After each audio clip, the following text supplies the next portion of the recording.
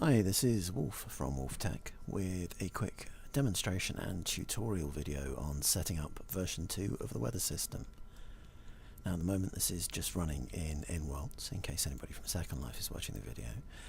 I'm looking to bring it across to SecondLife in the near future though. So here we are near my main store, which is over there, on the Dream Dancer sim in InWorldz. And this is my boat testing area that I'm using here to do the weather system check on. Okay, so the kit comes in various different channel numbers. So if we look at the board here, there's a number in the top right hand corner, and this particular kit is channel 1. This allows you to set more than one weather system up on the same region without them interfering with each other. So always make sure that you use components from the same kit to talk to each other. A lot of people only set one system up, so just use channel 1, but the others are there in case you want to do more than one on a sim. So looking through the kit, we'll set some clouds up first. Here's a 48 meter cloud. Zoom back a little. Pretty big, as you can see. That's for covering large sort of areas. And you have a 16 meter cloud. Okay, now you'll see those automatically took themselves up by 20 meters from where they were rested on the surface of the water. Now 20 meters is the optimum distance for the particles to fall underneath. It gives a good effect while you're sort of walking underneath it, but doesn't give you so many particles at a distance that it completely crashes your viewer. I do highly recommend not filling an entire sim with the weather system though. At least not with the clouds, because it does generate a lot of particles. This new version uses about a third of the particles that the old one did for the same effect, but that's still a lot of particles, particularly on a very public sim. So use them sparingly if you're expecting a lot of visitors, because you don't want to end up driving their frame rate into the ground. So if it's a commercial mall or something, consider just spotting some of the little ones along the sort of the main routes for effect. Okay. Now I'm going to use a couple of the big ones to take up the sort of main area over the water here. Let's move the little one out of the way. Move ourselves above, and I'll put one out there,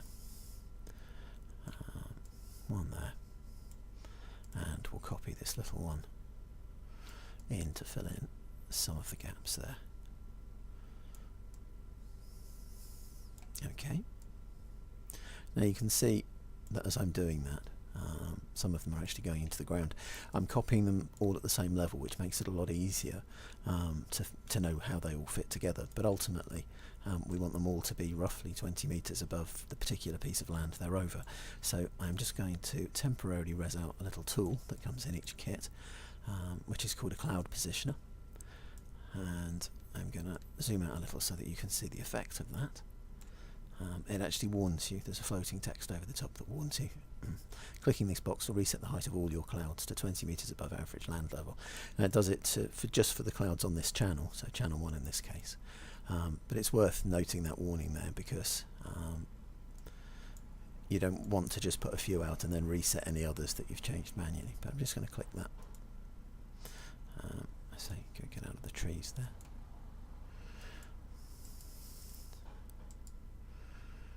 If I can. Excuse me for a minute while I get around the trees.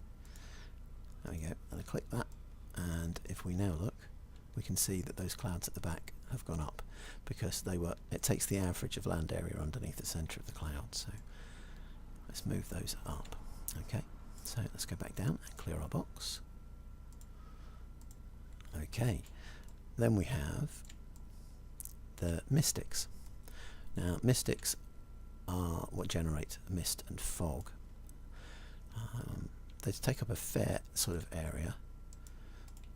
You overlap them a little. I'm just going to put mist around the island here. Leave a gap in the middle though, so I can see the control panel if I go into the middle. Again, you can use as many of these as you want to create the effect that you want. In the next video I'll show you how these things actually work.